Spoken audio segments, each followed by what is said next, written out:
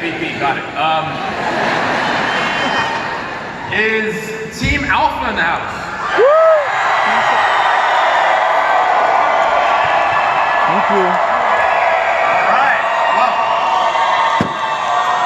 this next individual that I have the pleasure of bringing up is the leader of Team Alpha. And he is a staple in the Pinnacle organization. This guy, you talk about stud, this guy is an absolute stud, but you gotta say it a little like stud, you know what I mean? This guy's a stud. And every year that he's come up, he always motivates us and inspires us, and he's known to be one of the greatest speakers that this company has to offer. And when he comes out here, you're gonna find out exactly why I say that. But every single year that I've been to the convention, now 10 years, he's always spoke from the heart, you know? His last name is Hart, but you guys get it. And so he spoke from the heart, and this is a gentleman that today, he switched it up, he's got a PowerPoint today. So we're in backstage, and I'm going, dude, my boy's got a PowerPoint, what's up with this, bro? And he goes, I'm moving up in the world, man. So, he's also got a tie on, so, I mean, I don't know, man. This guy's a stud. So please put your hands together and get super loud.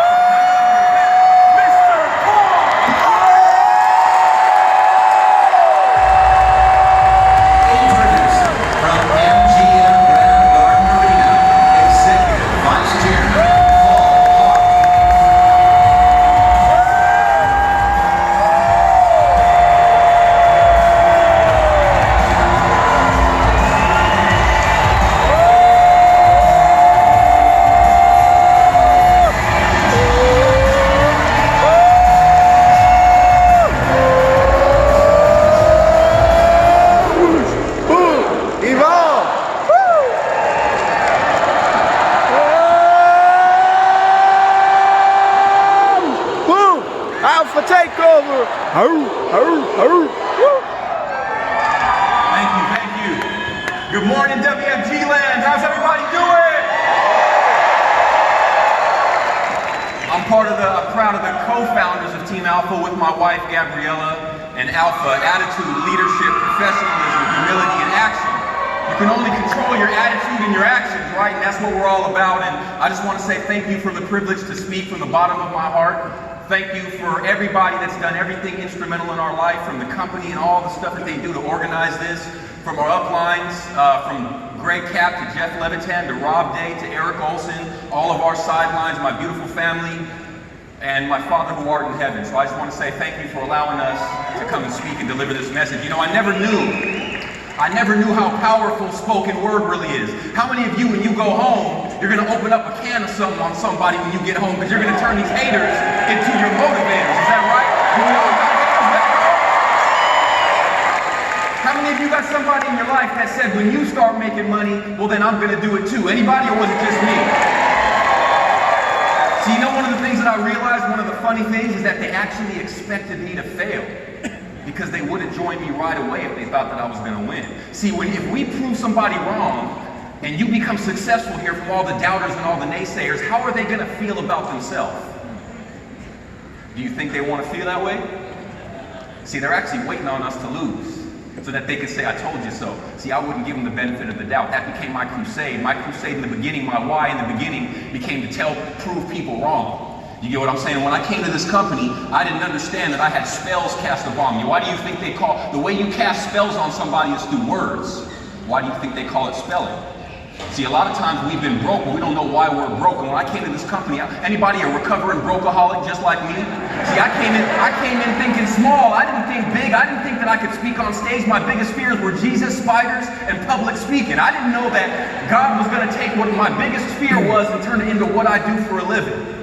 And all of a sudden, that's what I became known for, right? That's somebody in this room. See, if you don't get up here on stage, nobody's going to know who you are. You can make an impact in somebody's life that we can't make, and it's up to you. The future wave of WFG is coming. See, I'm a product of this company. I already know who it is. We were here, nobody knew who we were, but one day we knew that we were going to make it. How many of you got somebody to fire when you go home, and that's called your boss? Because you got this tugging on your heart. You know you got to you got to go all in. See, if you're not full-time, you're just visiting. Look at the name badge. Doesn't it say attendee? You want to be a spectator or do you want to be a player? I don't want to be clapping for everybody else. I want to be up on stage one day winning. When nobody knew who I was, when I was 24 years old, when I had dirt under my fingernails, I came to a BPM. English was my second language, just like Eric, because we did not speak English in the streets. You see what I'm saying, right? I didn't know how to speak English. I had to learn this business. I didn't know what I was doing here. Didn't even have a bank account, didn't know how to tie a tie, didn't own a suit, wasn't married, no kids, no home. Everything that says I'm not supposed to win was in me. But they can't judge the heart of somebody by looking at a piece of paper. You gotta put them in the game and see if they want to win. You gotta stick them in the fight. And if you can get up one more time and you get knocked down, you got a chance to win. See, how many of you, one more time by show of hands, this is your very first convention? Make a decision to come back. I'll share with you my quick story, and I'm gonna show you how you come full time. Anybody wanna know how they come full time? How many of you got some adversity back home? You're going through some issues, but like my leader says, adversity has a benefit if you look for it. See, adversity defines your character if you know how to come through it. You get what I'm saying? Everybody has it. I found human beings are like tea bags. You got to stick them in hot water to find out what flavor they are. What kind of hot water are you in? What's your path? What road are you going to go through? Are you a little jasmine, a little Earl Grey, a little chocolate rubios? What kind of flavor are you? It's about to come out in WFG. See, I got my my education in the public school system, sorry about that. And they taught me how to go work on a corporation in slavery, for a salary to submit to the authority of the manager, so that all my money goes and becomes theirs. What's theirs? The IRS. This company showed me how to get free. This company showed me that the shackles were on my brain. I had a spell cast upon me, and this company woke me up. God has a plan in your life. I just want to let you know, there's a plan for you in your life. What if I was just sentenced to 30 or 40 years of wrenching on tires as a mechanic? I would have never known who I truly was. I would have never known. This company is about taking care of widows and orphans. It has principles that long precede us. See, the scriptures say the borrower will forever be enslaved to the lender. What's the number one plague of society nowadays? Debt. And student debt is one of the biggest debts that you can't even get rid of with bankruptcy. The borrower will forever be enslaved to the lender. What was the first credit card? MasterCard. Yeah. Just saying. I want to teach you guys how to close. See, I'm going to give you some techniques I learned from my leader, the OC of Team Pinnacle. OC stands for the original closer. The original closer at Team Pinnacle taught me everything that I know, how to get a yes. You got to learn to get people from go from a no to a yes. Anybody want to learn how to do that? Your success is going to be defined by learning how to take a no to a yes. If I can get my PowerPoint, I said PowerPoint, that's right. Now, when I came to the company, I couldn't close a sliding door with baby oil and WD-40 and Vaseline and all. I still couldn't close it, right? I remember I would make phone calls and I wouldn't know how to answer the question, and so I would just hang up my cell phone and act like I lost service, and then I would figure out what the objection was, and I'd call them back and say, I lost the call, sorry, and now I knew how to overcome the objection, right? You got to do what you got to do to make it here. Can I have my, here, all right. Communication. See, a lot of times we want to learn the words, but it's not what you say, it's how you say it. Communication is 55% body language. It's 38% tone of voice and only 7% content. See, sometimes we're focusing on the wrong thing. We're trying to make the words perfect. When there weren't a lot of leaders up here, we didn't even understand what the heck they said, but for some reason we laughed at their jokes. I don't even know what they said, but I'm laughing. Tone of voice and body language. See, they're passionate about what they say. See, when you yawn, a yawn becomes contagious, but when you're passionate, your passion becomes contagious. A great example of somebody who has no content, but you can read their tone of voice and body language, is an infant. You know exactly what they want, don't you? See, you got to become passionate. We got to start to have that childlike enthusiasm.